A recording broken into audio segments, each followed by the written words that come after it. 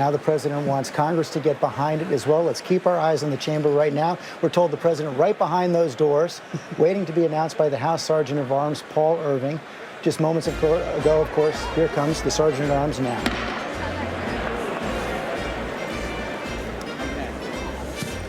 Mr. Speaker, the President of the United States.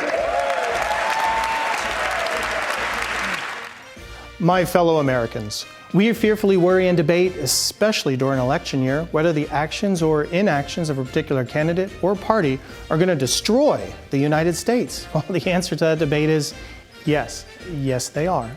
After all, as a nation, we've kicked God out of just about every institution in our society.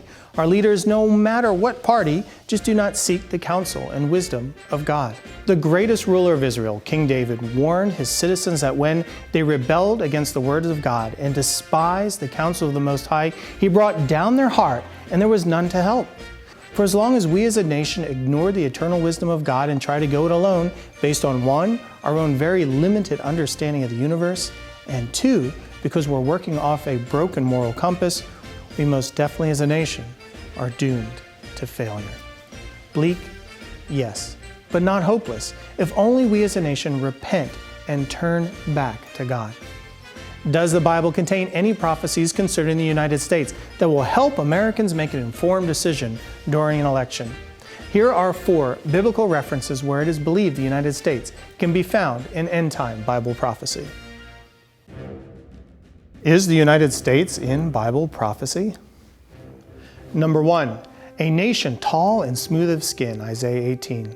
Verse 7 prophesies how a present will be brought to the Lord of hosts from a people tall and smooth of skin, and from a people terrible from their beginning onward, a nation powerful and treading down, whose land the rivers divide.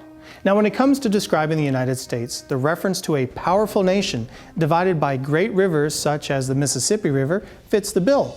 But the smooth skin part? Context is vital to interpretation, and verse 1 through 2 address the country of Ethiopia, which in Isaiah's time included the Sudan. So therefore, the dividing river is the Nile River, and these people are Ethiopians/Sudanese, and clearly not Americans. Number 2, the merchants of Tarshish and all their young lions, Ezekiel 38 through 39. In this future prophecy, the people of Tarshish sit back and do nothing but watch Russia and the Islamic nations of the Middle East attempt to invade Israel. In Ezekiel's time, roughly 600 BC, Tarshish was considered the nation at the western end of the earth, so it's assumed her young lions must be the New World colonies of the West. But was Tarshish Britain or Spain? Historians aren't sure, so this may be a reference to the Spanish-speaking colonies and not the English-speaking ones, which would have included the United States.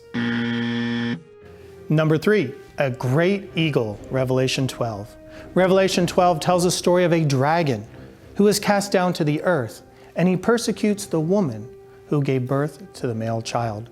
But the woman was given 2 wings of a great eagle that she might fly into the wilderness to her place where she is protected.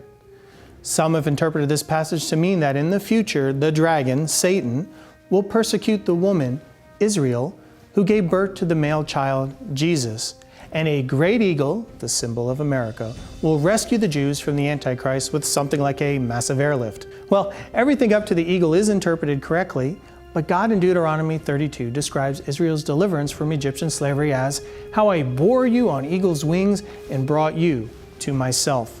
The eagle's wings, God explains, is himself and not the United States. Number 4, Babylon the Great, Revelation 18. This passage foretells of a coming one-world ruler who will reign from Babylon. The ruler's empire is described as having made the nations drunk on her fornications and the merchants of the earth rich through her luxuries. God then destroys this evil empire in 1 hour. Some conclude that since the United States is powerful and wealthy and the moral polluters of the world, that Babylon must be the United States, or at least New York City or Hollywood. The context, though, is a new global government where all the nations of the world are members. America, if it still exists during that future time, would only be a member state, never having reached the status of a global empire. So where can the United States be found in Bible prophecy? Not in any of those 4 passages. But God does say the indignation of the Lord is against all the nations, and his fury against all their armies, and that he will utterly destroy the nations of the world when Jesus returns to set up his kingdom. So in these general prophecies, which address all the nations of the world, the United States, like the rest, can be found. But remember, Christians, the Apostle Paul reminds us that our true citizenship is not of this world, but in heaven. So while we wait for Christ's coming kingdom, do as Jesus commanded. Let your light shine before others, that they may see your good deeds and glorify your Father in heaven.